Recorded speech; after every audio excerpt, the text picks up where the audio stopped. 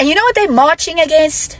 Equality in education. That's what they're marching against. Don't let anyone tell you anything else.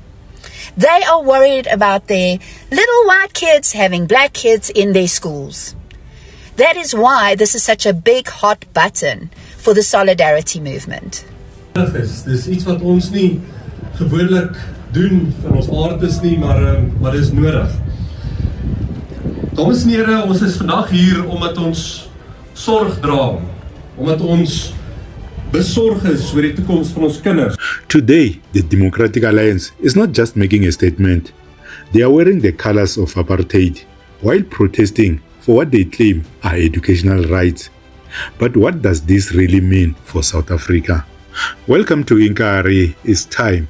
I'm Kondos, and today we're diving deep into the DA's recent protests where they donned the color orange, an emblem of apartheid.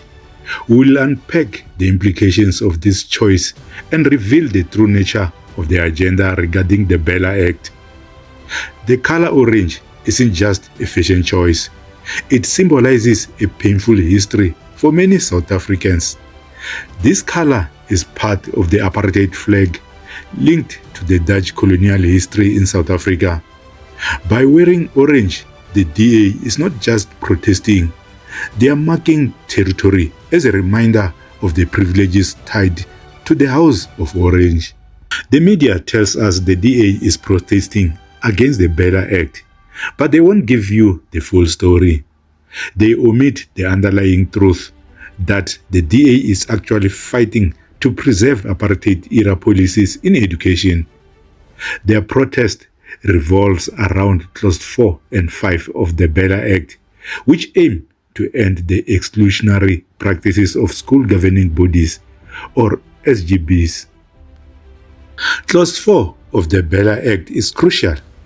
It grants the Department of Basic Education more control over school admissions. This is a direct challenge to the long-standing practice where SGBs have used their power to exclude black children from predominantly white schools. The DA wants to maintain this status quo. Then there is Clause 5, which requires schools to submit their language policies for approval.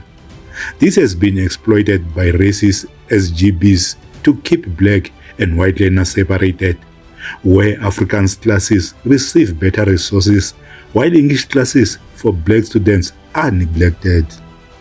It's crucial for us to understand the implications of these protests.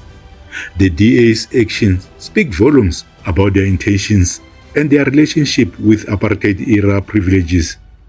The media might not present it this way, but we need to recognize the fight for true equality in education.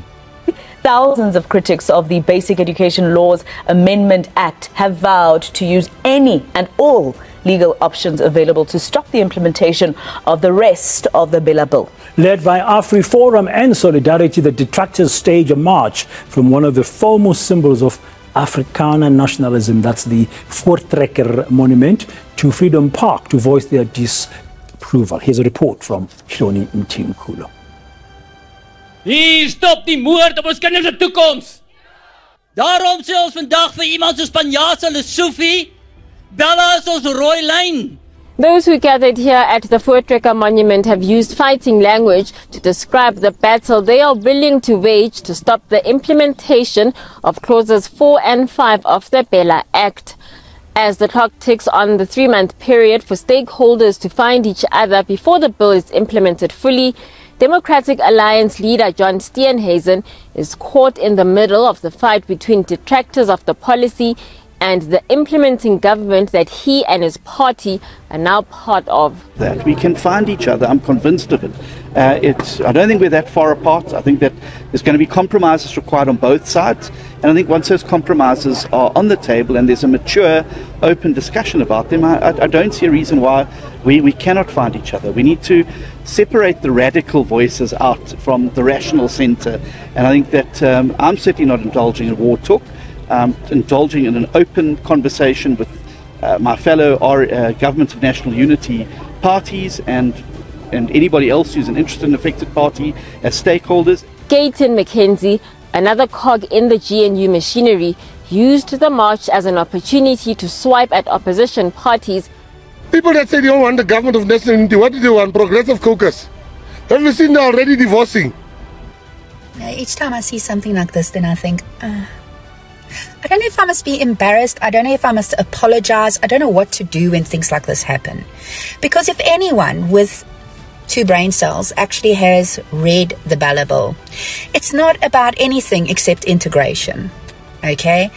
And the way the propaganda and the lies from the Democratic Alliance and the Solidarity Movement, which is the AfriForums and the like, have been spread, the way that thousands of white people rocked up there to march, okay? And you know what they're marching against? Equality in education. That's what they're marching against. Don't let anyone tell you anything else. They are worried about their little white kids having black kids in their schools. That is why this is such a big hot button for the Solidarity Movement.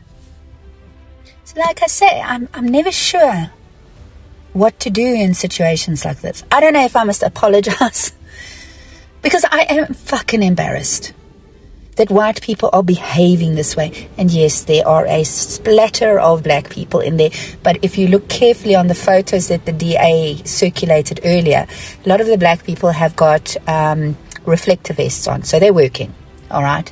But they're holding up boards saying, hands off our schools. But then there are boards, leave our children alone. Los ons skole uit. It is, I'm sorry, but also another thing is I don't understand. The Solidarity Movement and the Democratic Alliance are the biggest culprits when it comes to fear-mongering and spreading white victimhood in this country. However, they have got thousands of people, white people, in the streets, just showing how they disrespect the majority of people in this country and how they stand against equality. I don't know. If you found this information eye-opening, hit that like button, subscribe to Inkari It's Time, and share this video. Let's spread the truth about what is really happening in our country. Together, we can hold those in power accountable. Stay informed, stay empowered. Thanks for watching and take care.